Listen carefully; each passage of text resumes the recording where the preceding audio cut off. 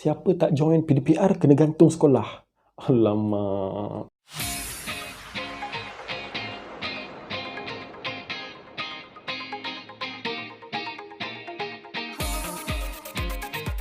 Assalamualaikum, selamat sejahtera, selamat datang ke channel Syed Judan Sembang. Terima kasih kepada anda yang menonton video saya. Teruskan like, share dan subscribe. Dan untuk hari ini sebenarnya ada beberapa lama. Sebelum ni saya terbaca satu berita yang bertajuk murid boleh digantung sekolah sekiranya tak sertai ataupun tak hadir, tak join PDPR. Dan untuk clearkan, benda ni hanyalah cadangan oleh bekas Menteri Pendidikan sendiri, iaitu Datuk Mazhir Khalid, yang mana mencadangkan benda ni. Benda ni hanya cadangan, bukan dilaksanakan. Tetapi walaupun cadangan, saya rasa terpanggil, rasa nak share something. Sebab rasa macam ada benda yang tak sedap lah, kan? Walaupun cadangan. Okay, first, untuk clearkan benda ni, saya kena beritahu yang semua cikgu di Malaysia kena rasa bersyukur. Sebab kita tak kena buang kerja, tak kena potong gaji. Kita masih boleh bekerja secara online. Okay, clear. Kita kena bersyukur, kita masih boleh bekerja. Okay, yang kedua, kita kena tahu yang Menteri Pendidikan sendiri dah nyatakan yang PDPR ni tak wajib online, Google Meet dan sebagainya. Ikut kaedah yang sesuai.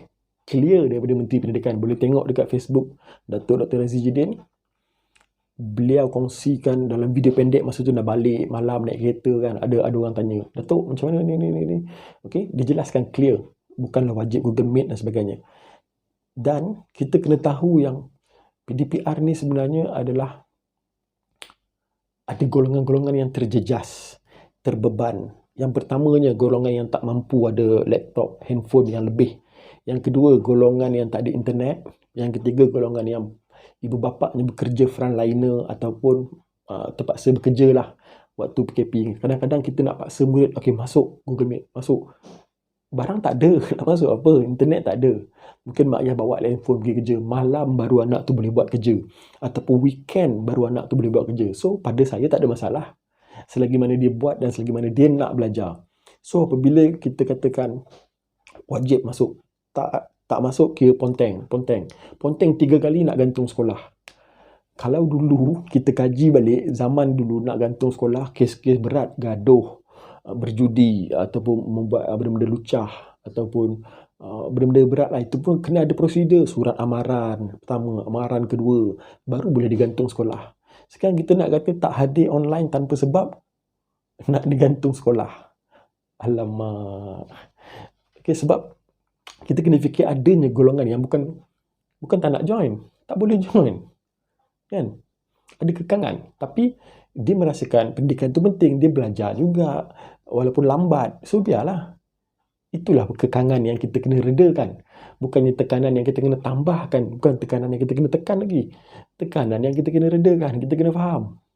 Dan sebenarnya dalam keadaan sekarang ni, semua orang stres, cikgu stres, budak-budak stres, parent stres. Kita nak kejar kehadiran, nak kejar markah dan sebagainya. Sebenarnya kita kena tackle dulu budak-budak ni untuk masuk online. First lah, contoh macam ni. Perkembangan awal kanak-kanak kan, dia menyatakan yang kanak-kanak ni suka main. Tackle dia dengan bermain. So dengan main tu kita masukkan, okey, belajar sikit. Sebab tu wujudnya didik ibu kan, kita belajar menyanyi, menari dan sebagainya supaya dia seronok, sambil tu dia belajar. Sekarang ni kita nak paksa budak ni masuk online dengan benda yang dia dah tertekan, dia stres.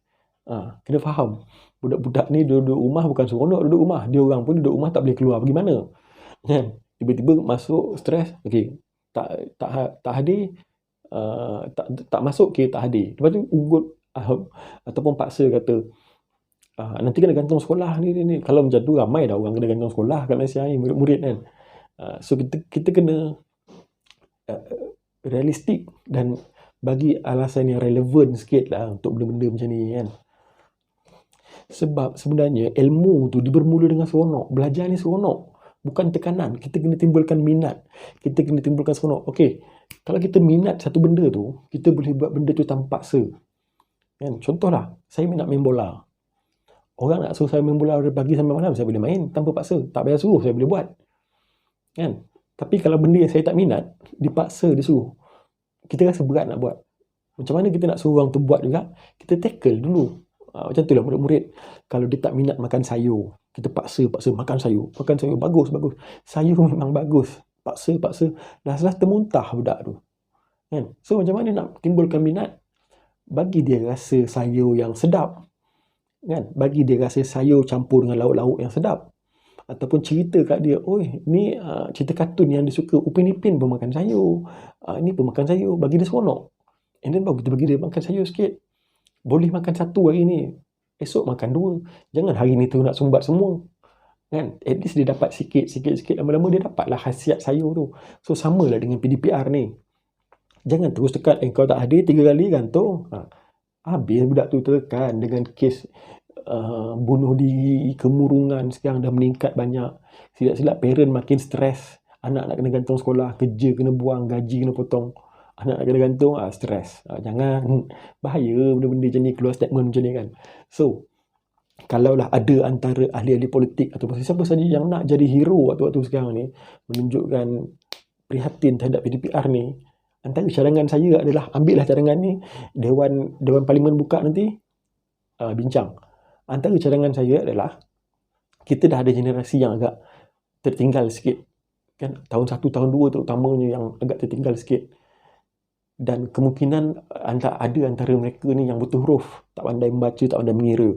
So, cadangan saya adalah, apa nak buat adalah kita turunkan silibus yang ada sekarang. Jangan terlampau mengejar markah, jangan terlampau mengejar prestasi. Yang penting dia dapat basic dulu. So, dia dapat basic, dia boleh kejar benda lain. Kalau basic tu pun tak dapat, benda lain tak tercicir lah. Itu je cerita dia. So, sekarang ni, cadangannya adalah untuk turunkan silibus supaya murid-murid ni dapat balik kejar level yang sama dengan mereka, dan selepas tu bila diorang dapat, boleh kembali kepada biasa. Dan sebabnya adalah PDPR ni ada gap. Memang kita mengajar online, buat video semua, tapi tak sama dengan kita mengajar berdepan. Kadang-kadang murid ni tengok online, kefahaman dia ikut lain. Kita ngajar dalam kelas pun kadang-kadang murid ni faham ikut lain, apalagi online kan. So dia ada kekangan. So turunkan sedikit silibus. Memang kita ada penjajaran, kita boleh bawa subjek tu ke tahun depan untuk kejar balik apa semua, tapi dia ada akan ada benda-benda lain lah kan. So cadangannya adalah turunkan sedikit silibus untuk bantu meringankan beban murid-murid yang ber-PDPR. Bukannya suruh gantung sekolah. Okey. Itu sajalah perkongsian dan pandangan saya. Tidak mewakili mana-mana orang, individu atau institusi. Saya cakap berdasarkan apa pandangan saya sendiri. Dan benda ni tidak dilaksanakan, hanya cadangan oleh bekas menteri. So saya berharap jangan dilaksanakan pun benda ni, sebab dia akan menambahkan tekanan. Kita nak mengurangkan tekanan, nak redakan tekanan. Okey, sekarang ni so berharap PDPR ni dapat dijalankan dengan seronok lah. Sebab seronok tu adalah key point. Kita seronok, kita buat apa-apa dengan ikhlas. So, itu saja untuk video saya pada kali ini. Semoga ada manfaat untuk anda semua. Teruskan like, share dan subscribe. Jumpa lagi. Assalamualaikum. Bye-bye.